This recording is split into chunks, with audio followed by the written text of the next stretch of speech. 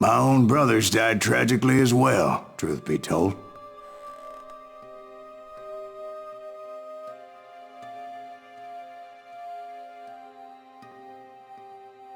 It was 1868, and me and my older brothers were pulling a tidy profit running cattle into Juarez, Mexico. One night after my brothers retired for the evening, I found a little poker game in a cantina with a couple of cowboys. And I just couldn't lose. I even won an old Spanish coin that had to be 100 years old. Well, I was mighty pleased with myself the next morning as my brothers and I rode for Texas. But before we crossed the border, those cowboys caught up with us. It was Johnny Ringo, Roscoe Bob Bryant, and another asshole named Jim. They wanted their money back and everything else we had, including our lives, as those boys didn't want us coming for them later.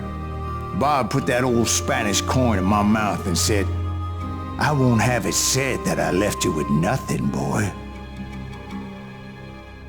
Well, those horses bolted, and there we hung as those bastards rode away.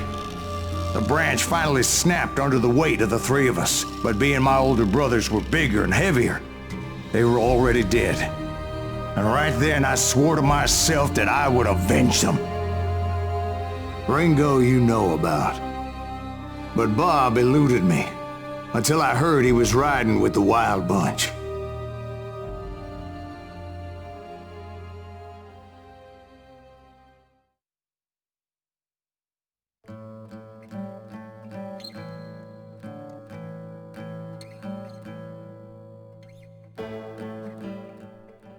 I'd been on their trail for months, ever since they left their hideout in the Bighorn Mountains. Led by Butch Cassidy, they were a loose association of outlaws who robbed banks and trains from Colorado to Montana. Among them was the Sundance Kid, and that murderous hombre I was tracking, Roscoe Bob Bryant. Were you a part of that giant Pinkerton posse after the Wild Bunch? No, boy. A circus like that would have slowed me down. Besides, I wanted Bryant all to myself. I'd heard about a large shipment of gold being transported to Wilcox, Wyoming on the Overland Flyer. I figured the Wild Bunch would likely hit such a treasure, and by God, I figured right. They blew the bridge with the intention of forcing the train to stop. Well, I assumed the Wild Bunch was likely in the still intact part of the train high above. I was determined to make that sumbitch Bob pay for what he did to my brothers.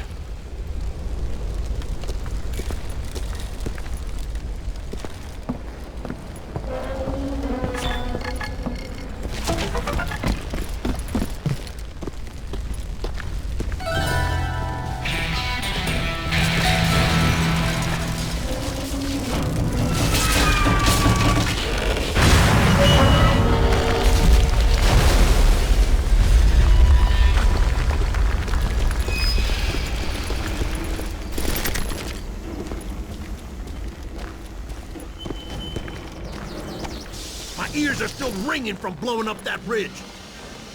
What'd you say? I can't hear a goddamn thing. Well, I made my way off unscathed and came upon a few members of the gang and had no choice but to dispatch them. Screams! What the From there, I hell? had to negotiate an even more precarious route.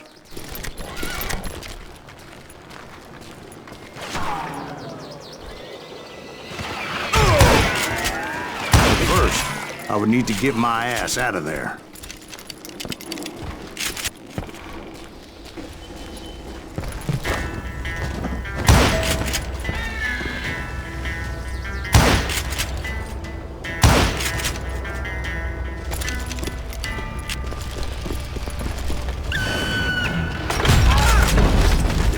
I jumped from the frying pan into the fire as the train was clearly fixing to fall.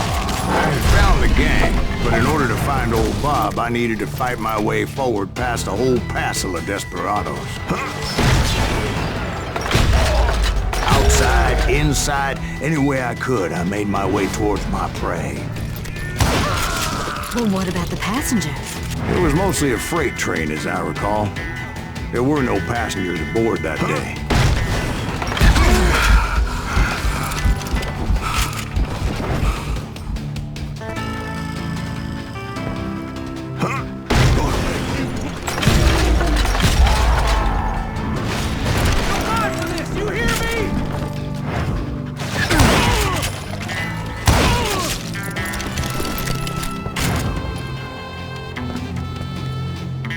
As I mentioned before, I am not fond of heights.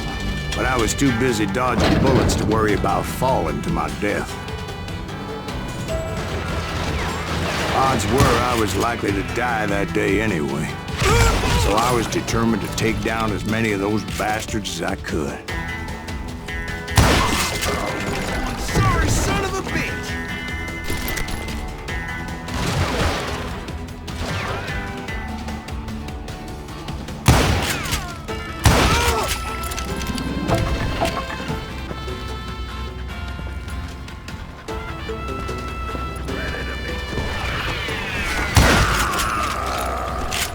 Times it was like shooting ducks in a shooting gallery.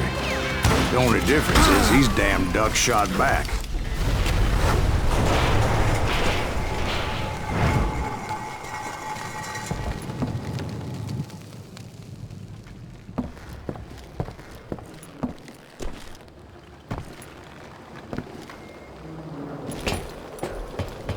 I kept hoping the law would show up and give me a You hand. mean like that giant Pinkerton posse that I read about?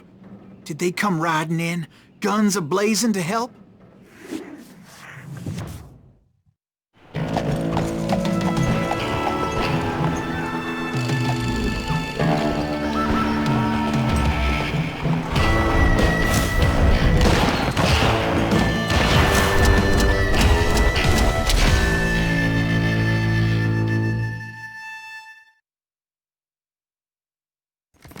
Help?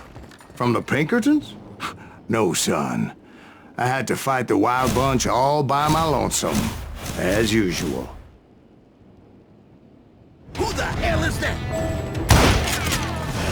He's out of his mind! Take cover! Retreat! Retreat!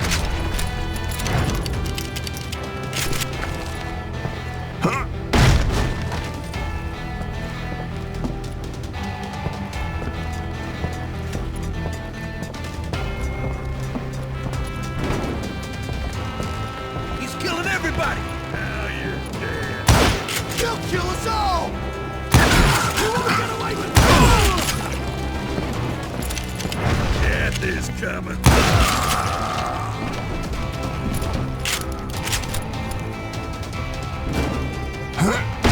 Got you!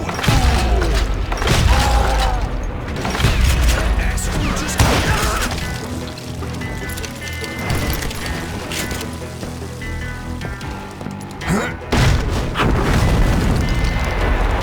My guess is those dime novels didn't portray this as it happened, did they?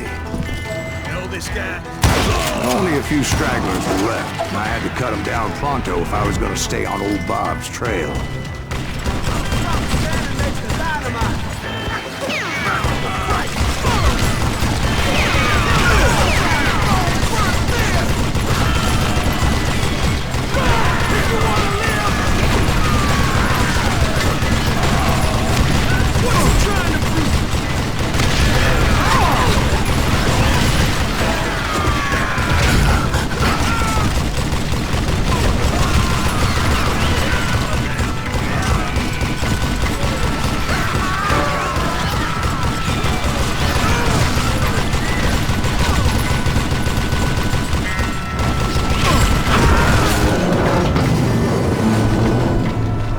Once I silenced all those guns, I went searching for my nemesis, determined to finally have my justice. But the only survivor who welcomed me was George Flat-Nosed Curry. Who was he? The fastest gun in the gang. Right after Sundance, I mean. And Kid Curry, and maybe Elsie Lay. Though some folks might dispute that.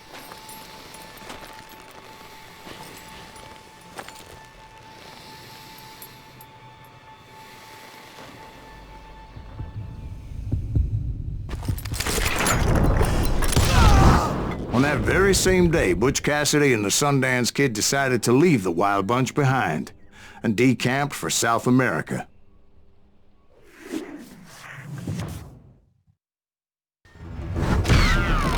They ended up living down there for many years, but I'm sure you already know all about that.